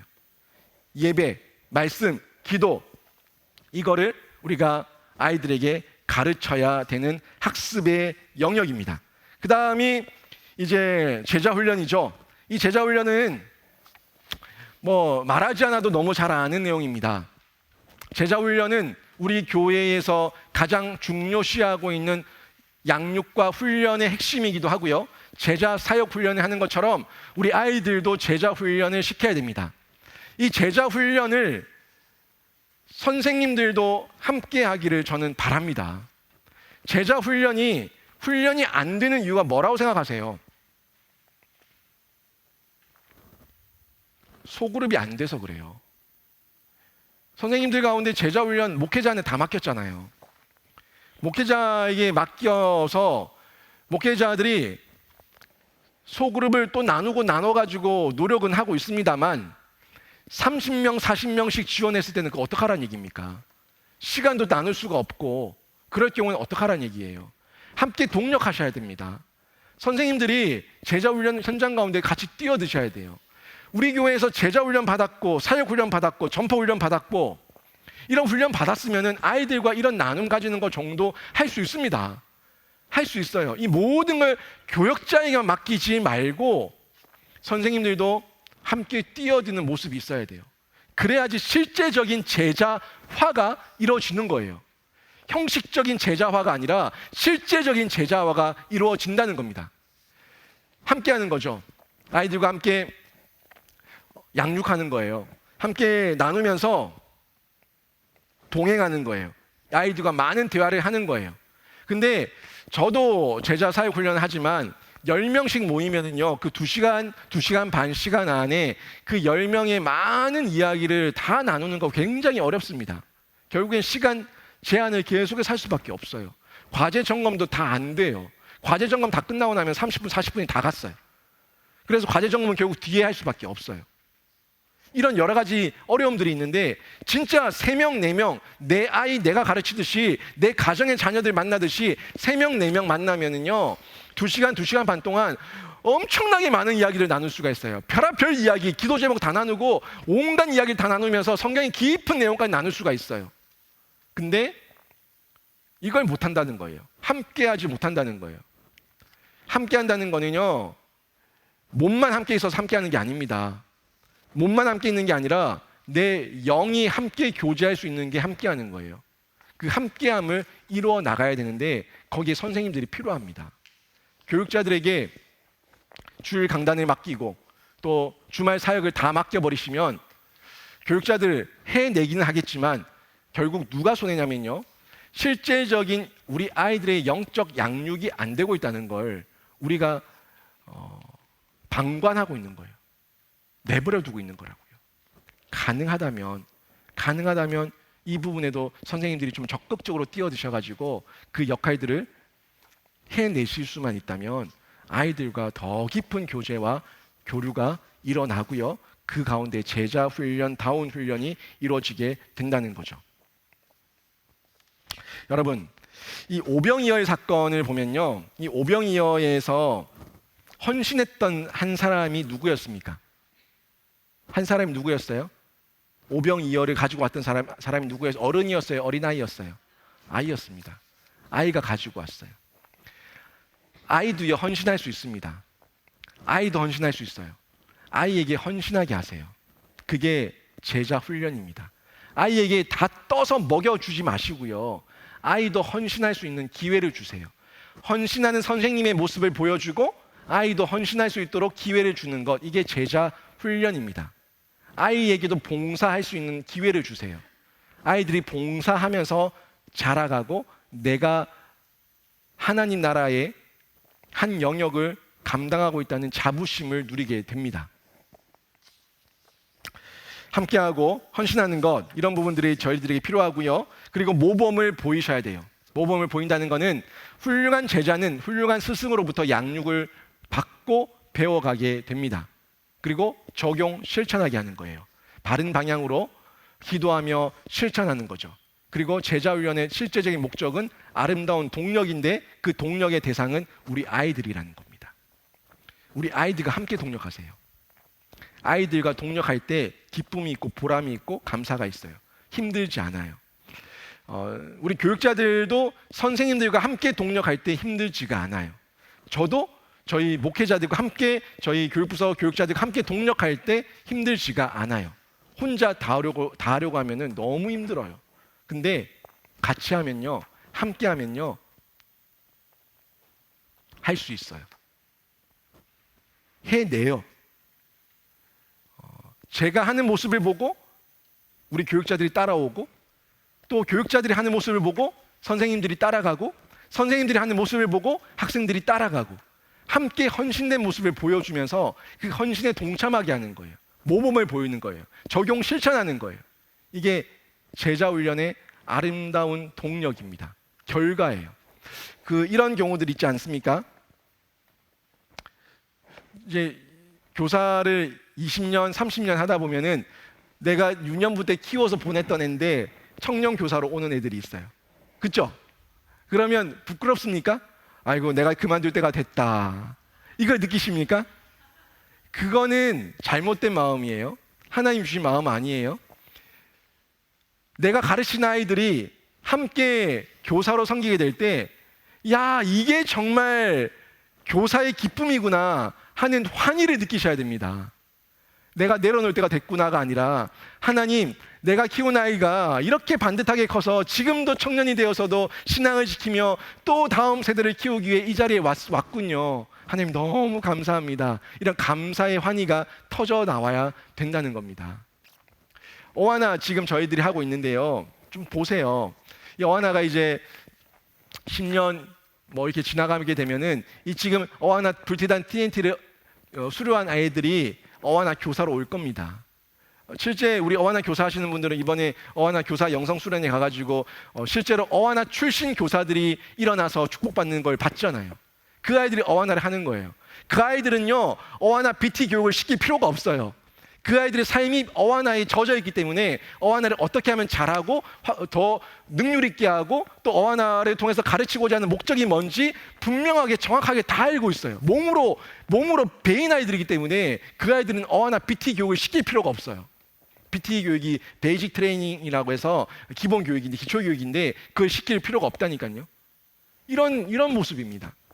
보고 배우고 자란 아이들이 그 가운데서 이런 아름다운 영역 가운데 역할을 하게 된다는 거죠. 자, 다음에 볼게요. 조금 더 빨리 가겠습니다. 생활 지도 영역입니다. 생활 지도 영역을 보면요, 여러 가지가 있는데 그 결석의 원인을 파악해가지고 이 결석을 하지 않도록 도와줘야 되는데, 이 생활 지도 영역에서 결석의 원인을 한번 보죠. 이 결석의 원인이 참 많이 있는데 교사에게 원인이 있다면 이런 거죠. 같이 한번 읽어볼까요? 시작.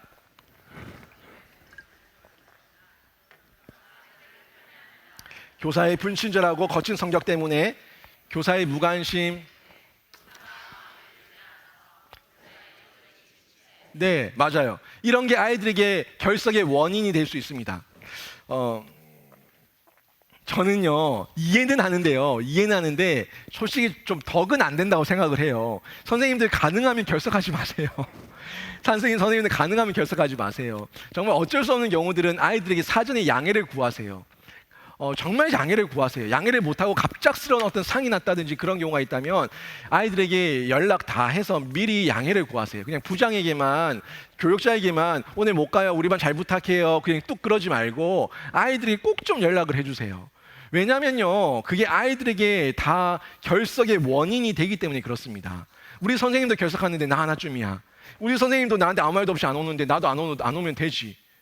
이게 말이 되냐고요. 그래놓고 야, 너 선생님 결석하면 얘기하라 그랬지? 라고 얘기하면은 이 아이가 이걸 받아들이겠냐고요. 선생님도 말없이 안 나왔잖아요 라고 얘기할 거 아니에요.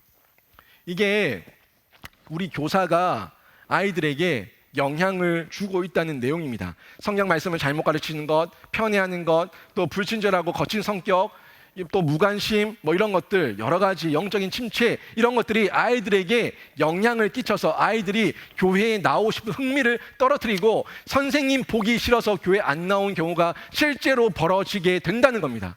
제가 2006년부터 사역을 했는데 2006년부터 사역하면서 실제로 선생님 바꿔주세요라는 아이의 이야기를 들어봤을까요? 안 들어봤을까요? 들어봤습니다. 엄마가 전화 와서 다른 선생님 좀 해주시면 안 돼요? 우리 아이가 선생님 때문에 교회 나가기 너무 힘들어해요 하는 경우가 실제로 있었습니다. 그럼 저는 굉장히 민망하고 난감합니다. 이러지도 저러지도 못하는 정말 힘든 상황이 벌어져요. 선생님을 탓하는 것이 아니라 선생님이 먼저 나를 돌아보는 노력을 요한다는 걸 말씀드리는 겁니다. 다음 보죠. 구성원 학생들에게 발생하는 원인이 있어요. 학생들에게 나타나는 원인 같이 한번 읽어보겠습니다. 시작. 잘난 체 하는 아이, 이기적인 아이, 무력과 욕을 사용하고 귀찮게 하는 아이, 이유는 분명하지 않으나 마음에 들지 않은 아이 때문에, 이런 경우예요. 아이가 다른 친구들 꼴보기 싫어서 나오기 싫다는 거예요. 그리고 한 아이가 너무 욕설을 하고 힘을 과하게 사용하고 무력으로 하고 이러니까 교회 나오는 게 두려워지는 거죠. 이 구성원 학생들에게 발생하는 원인인데, 이런 원인도 선생님들이 잘 조화롭게 살펴보면서 확인을 해 주셔야 된다는 거예요. 가정에서 발생되는 원인이 또 있습니다. 가정에서 발생되는 원인 한번 볼까요? 같이 한번 읽어보겠습니다. 시작.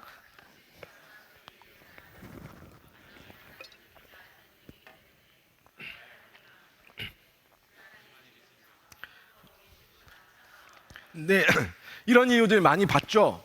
실제로 있습니다. 아침밥 못 먹었다가 안 오는 아이들 실제로 있어요. 그리고 또 부모님이 불신이기 때문에 분위기가 안 만들어진 것 때문에, 학원 과외 활동 때문에, 집안에 일이 생겨서 뭐 걸어오기 싫거나 차가 안 온다는 이유 때문에, 여러 가지 이유들이 있는데 이런 결석의 원인들도 찾아야 됩니다. 왜 안 오는지 찾아서 우리가 해결해 줄 수 있는 부분만큼은 최대한 해결해 줘야 된다는 거예요. 지금 교육위원회에서 차량을 2대 돌리고 있어요. 이게 지입 차량 한 대하고 봉사해 주시는 집사님 한 분하고 해가지고 아이들을 쭉 돌면서 돌고 있는데, 정말 이런 아이들이 정확하게 차만 본다면 아이들이 나오겠다는 명단과 루팅 이 스케줄만 딱 짜지면은 늘릴 수 있습니다. 늘릴 수 있어요. 또 선생님들이 조금 노력할 수도 있겠죠. 여러 가지 이런 같이 노력해야 되는 거예요. 같이 노력해서 차가 없구나, 그렇구나, 알겠다 하고 끊지 마시고 가능한 찾을 수 있는 방안을 찾아보자고요. 교육자한테 얘기하라고요. 저한테 얘기하시라고요. 해서 함께 방법들을 강구해 보자고요. 이런 것들이 필요합니다. 학생 자신에게 발생하는 요인이 있습니다. D번 같이 한번 보겠습니다. 시작. 늦잠을 잤을 때, 토요일에 늦게까지 텔레비전 시청이나 게임을 했을 때죠. 또 이유가 명확하지 않지만 심리적인 갈등으로 하나님에 대한 불신과 구원받지 못해서 교회 나올 필요성을 못 느낄 때, 이런 여러 가지 것들이 있습니다. 한마디로 자신 속에 문제가 있고 자신 안에 예수님이 없는 거예요. 그래서 내가 왜 교회를 나가야 되지? 내가 이 시간에 게임하고, 이 시간에 놀고, 이 시간에 영화 보고, 이 시간에 노는 게 훨씬 더 나은데 내가 왜 해야 되지? 하는 마음이 들 수가 있다는 거죠. 이런 경우에 우리들이 그 학생 자신에게 발생되는 원인도 찾아서 좀 아이들이 더 적극적으로 나올 수 있도록 도와주는 역할을 해주는 것, 이게 반목회에서 우리가 해야 될 일이죠. 그리고 결석을 방지하기 위한 방법이 있는데요. 결석을 방지하기 위한 방법은 일단 뭐 너무나 분명합니다. 먼저 성령님을 의지하면서 전심으로 기도해야 됩니다. 기도 안 하고 무조건 그냥 아이만 나오게 하려는 개인의 노력은 지양하시고 먼저 기도하고 움직이시기 바랍니다. 그리고 학생들을 학습 활동에 적극적으로 좀 참여시키세요. 결국 내가 말할 것도 없고 그냥 와서 가만히 앉아 있다가 훈계만 받다가 그냥 가니까 아이들이 오기 싫어지는 거예요. 근계동동, 이 협동학습의 4가지 원리 아닙니까? 긍정적인 상호의존, 개인적인 책임 부여, 동등한 참여, 동시다발적인 상호작용, 이 근계동동을 통해 가지고 아이들이 함께 활동할 수 있도록 도와주면은 아이들이 취미를 가지고 흥미를 가지고 내가 이 그룹에서, 이 소그룹에서 해야 될 역할이 있구나 하는 걸 알고 참여하게 된다는 겁니다. 그리고 구성원 개개인의 교사, 개인적인 양육과 관심이 필요하고요. 가정 방문을 활용해야 되고요. 생동감 있는 반 운영을 통해서, 목표 설정과 격려를 통해서 아이들을 계속해서 희망을 주는 거예요. 할 수 있다는 희망을 주는 거예요. 우리가 할 게 있다는 희망을 주는 거예요. 뭔가 푸시를 하는 거예요. 제가 교육 디렉터로 있으면서 아무것도 안 하고 그냥 부서 운영만 잘 하십시오라고 얘기를 하고 1년 내도록 입을 다물고 있다면 여러분들도 함께 의기소침해질 겁니다. 하지만 교육 디렉터로 있으면서 사람들이 오든 안 오든, 교사들이 모이든 안 모이든 기도해 합시다, 교육합시다, 함께 뭐 좀 합시다, 계속해서 푸시하고 또 교육자를 통해 가지고 뭔가를 하겠다는 푸시를 할 때 그래도 조금씩 움직이거든요. 조금씩 움직이고, 억지로 하든 어떻든 간에 조금씩 움직이고 나도 뭔가를 해야겠다는 거룩한 부담감을 가지거든요. 그런 희망과 기대가 계속해서 상호작용 가운데 이루어져야 된다는 겁니다. 그렇다고 매달마다 뭘 한다고 하면 얼마나 또 피곤하겠어요. 그건 또 잘못된 거겠지만 때를 따라서 적시적소에 뭔가를 해야 될 것을 제안하고 제시하고 함께할 것을 요구하는 것, 이런 부분들 분명히 필요하다는 겁니다. 반사무 영역 한번 보시죠. 그 반사무 영역은 교재 관리인데요. 이 교재 같은 경우에도 잘 관리하시는데 이 교재를 관리하는 것을 넘어서서 여러분이 교재의 내용을 살펴보십시오. 그리고 교재에 있는 부록들과 교재에 있는 내용들과 교재에서 요구하는 내용들을 잘 준비 한번 해보십시오. 그러면은 반이 더욱더 활성화됩니다. 반에서 역동성이 일어난다니까요. 사무적으로만 너무 보지 마시고 이 교재에 있어서도 그냥 관리만, 우리 반 아이들 책이니까, 우리 아이들 공과니까 이렇게 넣어놓고 책꽂이에 꽂아놓고 그 정도로만 멈추지 마시고 아이들 연필도, 아이들 어떤 지우개도 이런 것도 챙기지만 그 안에 내용도 함께 살피셔가지고 아이들이 교재 시간에도 충분한 나눔을 할 수 있도록 도와주시라는 겁니다. 그리고 출석부 관리인데요. 출석부 관리는 우리 학생들 반을 가장 정확하게 볼 수 있는 진단서입니다. 차트예요, 차트. 그 차트를 잘 좀 적으셔야 됩니다. 적으시고 성의 있게 적으시고 꼼꼼하게 적으시고 지난주에 누락된 게 있다면 다음 주라도 적으시고 해서 반 관리 기록이 잘 담겨질 수 있도록 좀 해주셔야 되고요. 웹 교적을 올해 좀 실행하려고 했는데 못했는데요. 내년에는 꼭 할 거예요. 내년에는 우리 선생님들에게 선생님 아이디로 접근해서 반 아이들의 어떤 그 영역을 이 핸드폰으로 다 볼 수 있고 거기서 신방 기록도 남길 수 있도록 그거를 이 시스템은 다 갖춰져 있는데 제가 게을러가지고 나쁘게 얘기하면 게으른 거고 좋게 얘기하면 너무 바빠가지고 그거를 좀 구체화 못 시켰어요. 내년에는 할 겁니다. 할 테니까 그때 한번 또 어떻게 활용하는지 교육도 하고 할 건데 그런 것들을 좀 활용하셔가지고 좀 우리 안에서 좀 선용될 수 있으면 좋겠습니다. 이런 부분들이 반 목회에 있어서 필요한 영역들이죠. 자 그러면 넘어가서요. 신방은 어떻게 할까 한번 보시죠. 신방은 어떻게 하는지 보시면요. 먼저 편지 신방이 있습니다. 전화 신방이 있습니다. 방문 신방이 있습니다. 이 편지 신방 같은 경우는 뭐 지금 저희들 하고 있는 21 전도 이런 것들도 있는데 가능하면 손편지를 좀 적어서 준다면 굉장한 큰 감동이 됩니다. 손편지 한번 적어서 준 적 있으세요? 손편지 아주 작은 종이에라도 뭐 A4지 반의 반 사이즈라도 한번 적어가지고 요만큼이라도 적어가지고 아이들한테 손편지 한번 줘보세요. 손편지는요 힘이 있습니다. 마음의 전달이 있습니다. 그 손편지를 통해서 하실 수 있고요. 또 전화 신방이나 문자 신방이나 이런 걸 통해 가지고 아이들과 계속해서 교류할 수 있습니다. 근데 전화 신방이나 문자 신방은 장난스럽게 갈 수가 있어요. 특히나 SNS나 이 카톡, 문자 신방은 장난스럽게 갈 수가 있으니까 좀 진지한 신방을 원하신다면 전화 신방과 함께 또 목소리를 직접 듣고 얼굴을 직접 대면하면서 볼 수 있는 방문 신방을 많이 해주시면 좋겠습니다. 그리고 방문 신방을 할 때에 그냥 너무 무턱대고 전화하지 마시고 찾아가지 마시고 가서 뭘 이야기할 건지 이야기거리를 좀 찾아서 가세요. 전화 신방하면요, 저도 전화 신방 해봤지만 할 말이 없어요. 너 잘 지냈니? 밥 먹었니? 밥 사줄 것도 아니면서 밥 먹었니? 왜 물어봐요? 밥 먹었니? 공부는 잘하고 있어? 공부 때문에 스트레스 받고 있는데 공부 얘기는 또 왜 해요? 그 이야기거리가 할 게 없으니까 그 이야기를 늘 하는 거거든요. 그냥 그 이야기하면서 알았어, 지난주 좀 늦게 왔더라, 다음 주 일찍 와. 너 지난주 안 왔더라, 다음 주 일찍 와. 이러면서 너 안 그러면 벌 받아 이러면서 끊어버리지 마시고 그러지 마시고 그 아이들에게 왜 늦었는지, 왜 결석했는지 그 이유를 묻고 또 기도 제목은 뭔지 물어보세요. 성적 안 물어봐도 기도 제목 물으면 성적이 나옵니다. 가정 환경 안 물어봐도 기도 제목을 물으면 그 이야기가 나온다고요. 이런 이야기거리들이 뭔지 한 10가지, 15가지, 20가지 정도의 질문거리들을 한번 만들어 노트에 적어보세요. 적고 난 다음에 그 수첩을 펴신 이후에 아이들과 대화하면서 뭐 질문도 미리미리 예측해서 한번 던져보시고, 그리고 대화를 해보시면 대화가 풍성해집니다. 방문할 때도 아이들을 격려하고 칭찬하면서 함께 한다면 그런 부분들을 할 수가 있겠죠. 자, 그리고 방문 신방의 준비 및 실제 사후 관리를 한번 보시죠. 한번 쭉 한번 보고 넘어가겠습니다. 이런 내용들인데 PPT 한번 넘겨주시겠어요? 네, 한번 보시죠. 제가 했던 내용들을 좀 정리한 겁니다. 웹 교적에 기록되는 문서화된 교적부를 보고 봐야겠죠. 아이를 알기 위해서. 기도한다. 방문 신방을 위해서. 또 가정, 직업, 종교, 학교, 가족관계 등을 확인한다. 자신의 명함을 준비한다. 명함이 없다면 부서에서 자체 제작해도 좋다.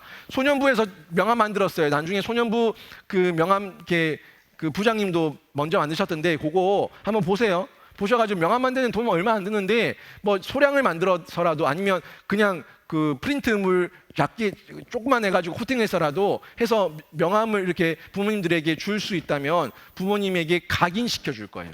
선생님이 누군지 얼굴도 하나 딱 넣어가지고.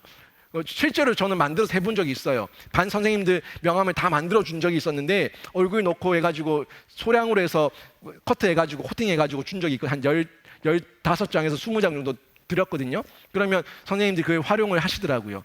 아이들 데리러 온 부모님들에게 명함도 주고 뭐 기도 제목 있으면 연락 주세요라고 주면은 부모님들이 확인을 하고 또 가지고 있으면서 관심을 보이게 됩니다.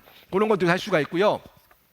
그 다음에 교회 안내지나 주보, 교회 소개 브로셔 등을 준비해서 부모님들에게, 안 믿는 부모님들이라면 전해줄 수도 있겠죠. 복장은 단정해야겠고요. 또 언행이 우리 아이들이 맡길 수 있겠구나 하는 신뢰감을 줄 수 있는 그런 언행으로 너무 장난스럽지 않게 신방을 해야겠죠. 넘겨보죠. 처음에 간단히 자기를 소개하고 정중히 인사하는 것도 필요합니다. 그냥 무턱대고 얘 선생님이에요 가는 것보다 자기가 어떤 일을 하고 있고 또 언제부터 교사를 섬기고 있고 또 어떤 역할을 하는지 좀 구체적으로 이야기를 해주면은 부모들이 신뢰를 할 거예요. 신뢰하지 않겠습니까? 뭐 그런 얘기들이죠. 또 학생에 대한 관심과 애정을 표현하는 거죠. 아이에 대해서 아는 부분들을 칭찬에 담아서, 부정적인 말, 긍정적인 칭찬에 담아서 이야기를 해주면은 아이들의 기도 살고 엄마들도 아이들이 격려받고 있구나 하는 마음 때문에 안심을 가지게 됩니다. 또 교회 학교에 보내면 어떤 유익이 있는지를 설명해 주는 것도 중요하고요. 결석한 일에 대해서 그 이유를 물어보면서 결석을 안 할 수 있도록 좀 도움을 요청할 수도 있겠고요. 다른 종교를 헐뜯거나 논쟁하는 일은 좀 피하셔야겠고요. 돌아올 때는 교회 소개 브로셔를 드리거나 교회 주보 등을 드려서 이런 내용들 가운데 또 계속해서 협조를 구할 수가 있을 겁니다. 그리고 돌아와서는 그런 내용들을 교적에 기록할 수가 있겠죠. 여러분, 제가 오늘 시간이 짧기 때문에 쭉 이야기를 하면서 반목회라는 걸 계속해서 강조를 했습니다. 반관리가 아니라 반목회라는 걸 얘기했습니다. 담임 목사님이 목회를 하시듯이 여러분도 반아이들, 적은 아이들이지만 목회를 하고 있다는 정체성과 사명감이 있어야 됩니다. 이 사명감이 있었던 한 교회가 있었는데 그 교회가 부산 서대문에 있었던 서부교회였습니다. 서부교회 기억하십니까? 서부교회 담임 목사님이 좀 아주 황당한 모습으로 살해를 당하셨죠. 살해를 당하시고 교회가 많이 와해되고 어려움이 있었지만 그때 당시에 1980년대, 1990년대에 600명의 반교사와 300명의 반보조 교사가 있었어요. 900명의 교사가 있었어요.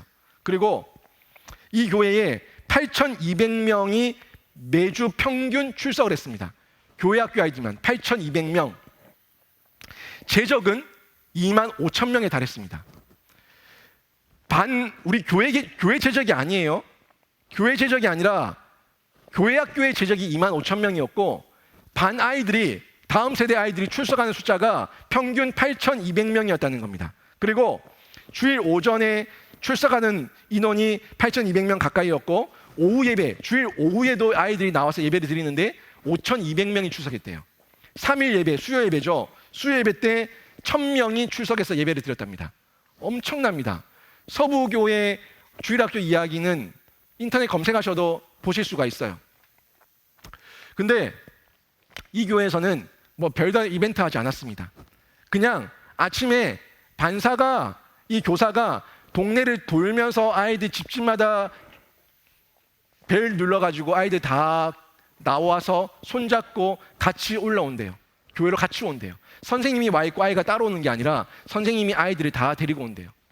그래서 교회 밑에 저쪽에 보면 저 도로 밑에서부터 선생님들 손잡고 선생님들과 함께 같이 올라오는 그 무리가 어마어마한 장관이었다고 얘기를 합니다.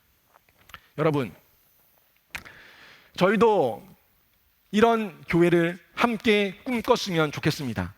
다 표현 못하고, 다 알지 못하고, 다 이해 못해도, 다 예수님처럼 행동하지 못해도 그 가운데서 우리가 할 수 있는 만큼 최선의 노력을 다하면서 다음 세대를 세워나가는 반목회 현장에 뛰어드는 우리 선생님들 되시기를 주님의 이름으로 축원합니다. 비록 적게 나왔지만요, 이 적게 나온 무리를 통해서 선생님들이 제자가 되시고 또 영향력을 부서에서 끼치시고 부서에서 흘려보내셔서 함께 교제하시고 공유하셔가지고 다음 세대를 일으키는데 계속해서 불쏘시개가 되어 주십시오. 불씨가 되어 주십시오.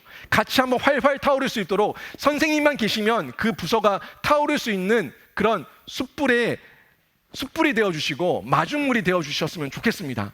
그리고 다음 세대 저만 하는 게 아니고 우리 목회자들만 하는 게 아니고 우리 부장님들만 하는 게 아니고 우리 교사 모두가 또 우리 아이들, 다음 세대 아이들 모두가 함께 뛰어들어서 하나님의 나라를 확장해 나가는 귀한 사역, 아름다운 동력 이뤄나가기를 다시 한번 부탁을 드립니다.